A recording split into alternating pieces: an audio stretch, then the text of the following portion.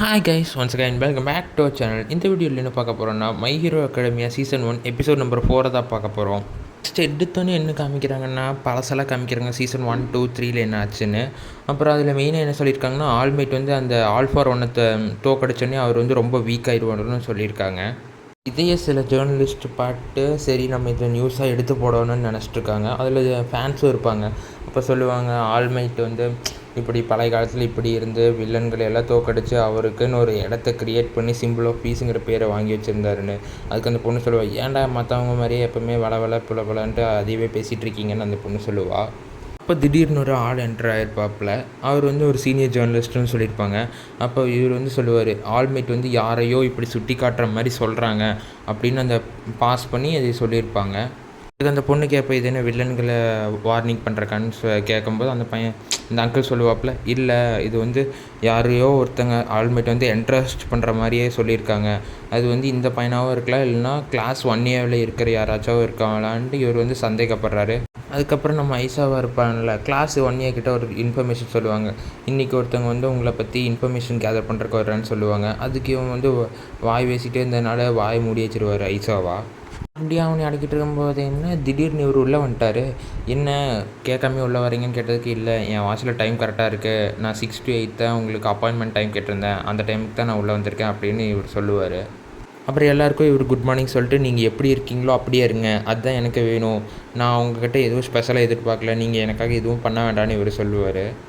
அப்புறம் இவன் சொல்லுவான், ஒரு வழியாக அழகை காட்டுறதுக்கு எனக்கு சான்ஸ் கிடச்சிச்சு அப்படிம்பான். ஐசா வந்து இவர்கிட்ட சொல்லியிருப்பாப்புல, நீ என்ன பிரச்சனை நடந்தாலும் டக்குன்னு என்கிட்ட இன்ஃபார்ம் பண்ணுன்னு சொன்னதுக்கு, சரி நான் உடனே இன்ஃபார்ம் பண்ணுறேன் அப்படின்னு இருப்பாரான்.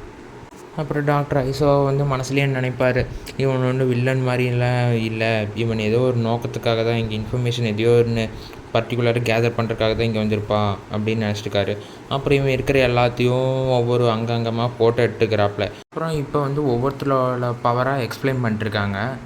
இப்போது ஃபஸ்ட் எடுத்தோடனே இவனோட பவரை சொல்கிறாங்க. இவன் பேர் யூகாவோட, இவன்கிட்ட அந்த லேசர் பீம் பவர் இருக்குது, வயிற்றுக்குள்ளேருந்து வரும்.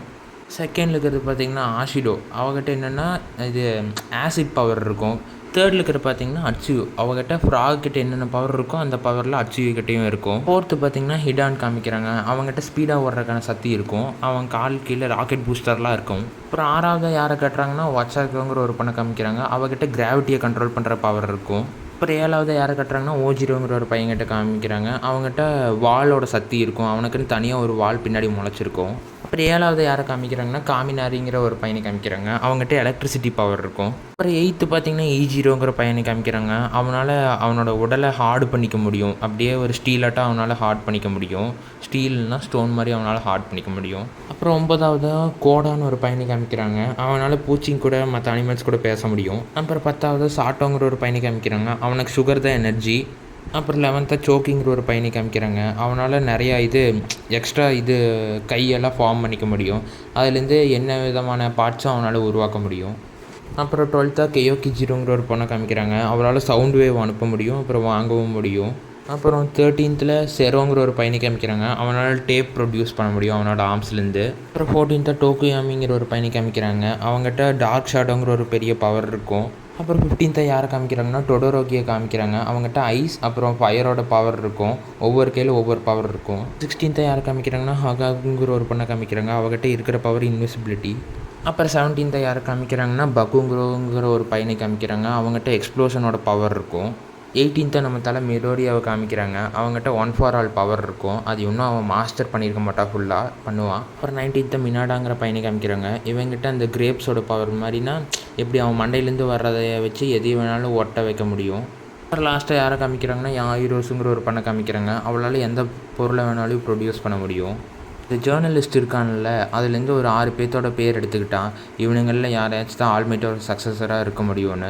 அதில் ஃபஸ்ட்டு பக்கோவை பார்த்தா அவனும் இல்லை, அதுக்கப்புறம் இவனும் இல்லை, அதுக்கப்புறம் மிடோரியாவை பார்க்குறோம், ஒரு வேளை இவனாக தான் இருக்கும்னு பாட்டிருக்கும்போது ஆல்மைட் வந்து கரெக்டாக அவங்க கூட பேச ஆரம்பிச்சிருவாப்புல.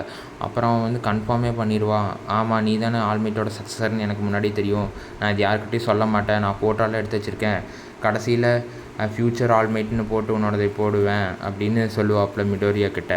அப்புறம் மிடோரியாவுக்கு வந்து என்ன வார்த்தை வரும்னே தெரியாது, அப்படியே இப்படி சும்மா கையாடிச்சிட்டு இருப்பான். அப்போ அந்த ஜேர்னலிஸ்ட் வந்து சொல்லுவாப்புல, ஒரு 10 வருஷத்துக்கு முன்னாடி ஆல்மைட் வந்து இண்டஸ்ட்ரியிலேருந்து 10 பேரை காப்பாற்றினாங்கல்ல, அதில் என் அப்பாவும் ஒருத்தங்க.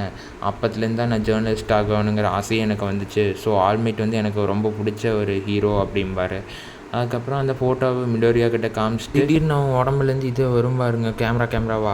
அவனோட பவர் என்னென்னா கேமரா வெளியே வர வைக்கிறது. அவன் பேர் இன்னும் சொல்லல, அவன் பேர் டோக்குடா. ஓகேவா ஃபேன்ஸ்? அப்படியே பேசிகிட்டு இருக்கும்போது இந்த டோக்குடா வந்து மிடோரியாவை கட்டி பிடிச்சி ஒரு ஃபோட்டோ எடுத்துக்கோங்க, இல்லை ஏன்னா என் ஃப்யூச்சர் ஆல்மேட் கூட நான் ஃபோட்டோ எடுக்கிறேன்பாங்க. வேறு லெவல் கூஸ் பம்ப்ஸாக இருக்குங்க. அப்புறம் அவன் யாருக்கிட்டையும் சொல்லாமல் அந்த இடத்த விட்டு போயிடுவாப்புல. அதுக்கப்புறம் மிடோரியா உள்ளே போய் சாப்பிட ஆரம்பிச்சிடுவான். அப்புறம் இவனுங்கிட்ட வந்து சொன்னோன்னே எனக்கு ஒன்றுமே கிடைக்கலும் போது அவனுங்க எல்லாமே படுத்துருவானுங்க, என்ன இப்படி ஆகி போச்சுன்னு. அதுக்கப்புறம் அவங்ககிட்ட ஆல்மேட்டு அந்த மீட் பால் சாப்பிட்ற ஒரு ஃபோட்டோ இருக்கும். இது போதுமே எனக்குன்ட்டு இந்த பொண்ணு வந்து வாங்கிக்குவா. அவ்வளோதான் கைஸ், பாய்.